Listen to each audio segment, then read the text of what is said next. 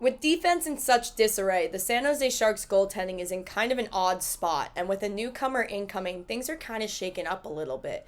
I wanted to continue on my theme of rising stars, and yes, I did see the comment asking for a video about Salim Valenius, and I do really want to cover him, so I pinky promise that in the upcoming days I will do a video on him. But we do have news about a young goaltender coming out the other day, and we also already have another young goaltender in our system, so I wanted to cover those guys before I get to Salim Valenius.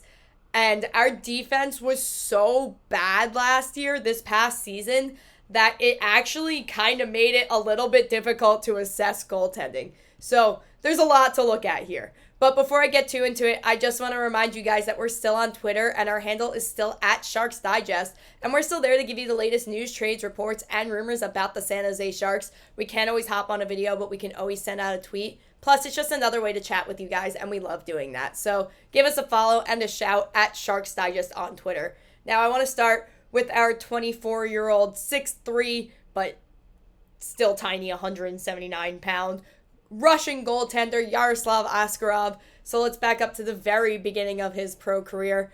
Fun fact about him, he was not actually present when he was drafted because he was drafted in 2020, the COVID year. He was drafted 11th overall by the Nashville Predators. Here's Roman Josi with his pre-made jersey, so clearly they knew they were going to pick him high. And for a goaltender to be drafted 11th overall, that's pretty impressive. Clearly he was a very, very highly touted prospect. So he was drafted very high up, 11th overall in 2020 draft, but could not actually physically be there because of COVID restrictions. But in the 2022-2023 season, so let's fast forward a little bit, he did make his first appearance in the North American professional hockey sphere. He did play one game for the Nashville Predators, and it was a doozy. It was not a great game. He lost. His goals against average was 4.15, and his save percentage was 88.6. So not the most fantastic first appearance, but you know what? He had a really great season with Nashville's AHL affiliate, the Milwaukee Admirals. He was fantastic in 48 games played. His goals against average was 2.69, and his save percentage was 91.1. And his record was 26-16-5. So he was really great. He was named an AHL All-Star and helped lead the Admirals to the playoffs, where he was again pretty solid, especially for his first professional playoff appearance. In 12 games played, he had a goals against average of 2.7 and a save percentage of 90.3. He split his appearances. He had 6 wins, 6 losses, but still, all things considered, pretty great. So the next season, 23-24, he made double the appearances for Nashville. He played 2 games this time, and they were considerably better than his singular appearance the previous season. So in his 2 games played with Nashville, so he actually, 2 games played, he actually came in to relieve someone. So his record is just, he just has the 1 win, but he won. He still won. And he was great. His goals against average was 1.47, and he has save percentage of 94.3. So really great 2 games or a game and a half, if you want to call it. But still, it counts as 2 played for him. 2 great appearances for Askarov. But again, he played a good chunk of the season, 44 games played with the Milwaukee Admirals. And he was, again, really fantastic for them, even better than the last season. He had a goals against average of 2.39 and a save percentage of 91.1. And again, named an AHL All-Star.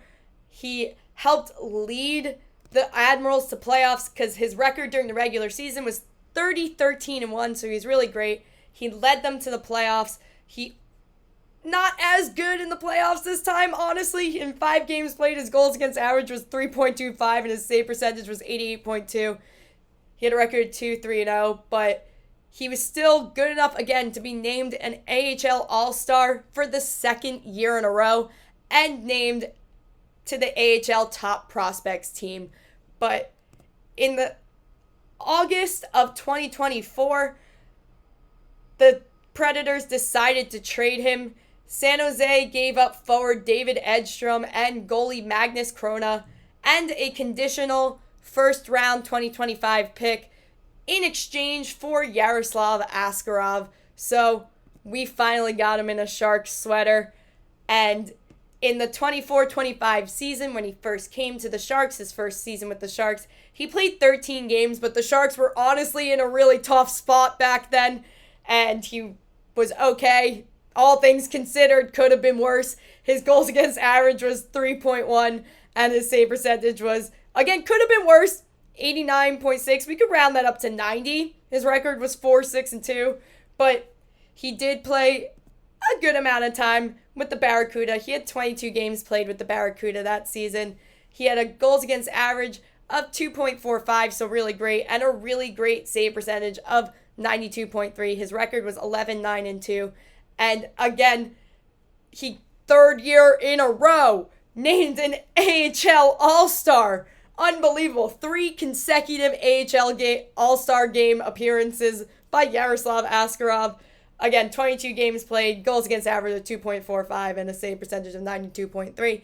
He helped bring them to the playoffs where he was even better. In his 6 games played in the playoffs, he had a goals against average of 1.68 and a save percentage of 93.5. Let's round that up to 94, and a record of 3-2-0. So he was really great. Not surprising the next season when he officially got the call to the Sharks this past season, the 25-26 season, when he was a permanent fixture in our lineup. He had 47 games played, and like I said in the beginning, it was honestly really hard to tell if he was struggling or it was just defense hanging him out to dry, because there was a lot of times where he really needed congestion in front of him and there was just absolutely nothing going on. No one to break up the play at all, so it was really just him against the shooter, and we can't be having that. So I think this season is going to be a little bit better of a judgment of him, because last season his goals against average was 3.63 and his save percentage was 88.4. His record was 21-20-4. So again, hard to tell what was going on there. He had flashes of being pretty good and reading the play really well, but again, we were really just saying, good luck, hope you can swim, hope you don't mind being out on an island by yourself, good luck with that. So hopefully defense helps him out a little bit in this coming season. I really hope so. It really can't get any worse than it was last season. So let's hope that we see better things from Askarov, because he has a really good track record. Again, he was drafted 11th overall, and he had not 1, not 2, but 3 consecutive AHL All-Star appearances. So I think maybe we'll be seeing a better Askarov this coming season. And we also had Nedeljkovic, which he wasn't very good either, to be honest. Neither of our goalies had a save percentage higher than 90. His record was 40 games played, goals against average of 2.87, which really isn't horrible, but his save percentage was 89.6. So I guess we could round that up to 90, but still, like, not fantastic. He was a record of 18-14-4. He had a really, really horrible debut. Yeah, we can't forget about this. Before this even happened, he let up a really, really soft goal.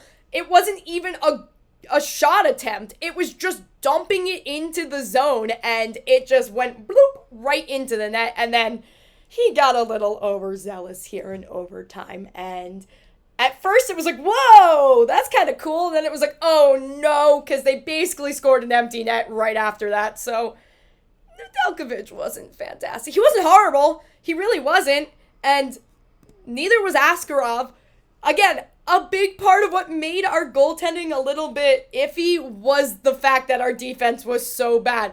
Because, like, you look at this, where are the defensemen in this play? Why is he by himself? So, we'll see what happens. But I say things are shaking up a little bit, but honestly, this newcomer, we have another Yaroslav. We have Yaroslav Korostelyov coming in. The 6'1", again, really skinny. We really like our skinny goaltenders. 165 pounds. The 21-year-old, 194th overall pick in the 2024 draft. Just let's go over his record really quickly. So he was really great in the Russian version of juniors. He the 24-25 season, he actually had the best goals against average in the MHL, and was named the February goaltender of the month that season. He was really great. His record holding that season goals against average was 1.53. He was really great. His save percentage was 93.6, rounded up 94, and an impressive record of 23-0. He was really great. And then this past season, he was again really great in the MHL. Goals against average, 2.22 in 20 games played, and a save percentage of 91.7, so let's call it 92, and a record of 14-5-0. And he played one game in the VHL, which is basically the KHL's version of the AHL, so basically the Russian minor professional hockey league. He only played one game, and it was a loss and a relatively tough one, but he just terminated his contract with the KHL with the intention of joining the San Jose Sharks organization, and realistically, he's joining the CUDA or even Wichita, the ECHL. We might see him in the preseason, potentially just for funsies, but likely Askarov, I feel like, is going to be our main guy going into the season.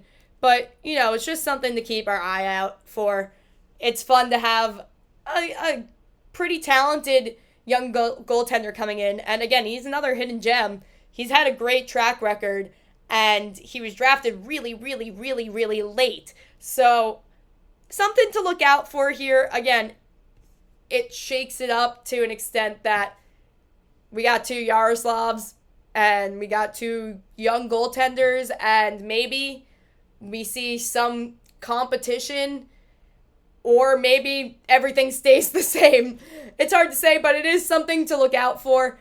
And I'm excited to be able to get a better gauge on our goaltending this season because, again, our defense can only go up from this past season. This upcoming season is definitely going to be an improvement, and we'll get a better gauge on specifically Askarov. He has so much potential, and I think last season, could have been worse. It really could have been worse, but a lot of that was our very, very poor defense. But drop a comment below. Let me know what you guys think. I love hearing from you guys and chatting with you guys. I can't wait for this season. Go Sharks.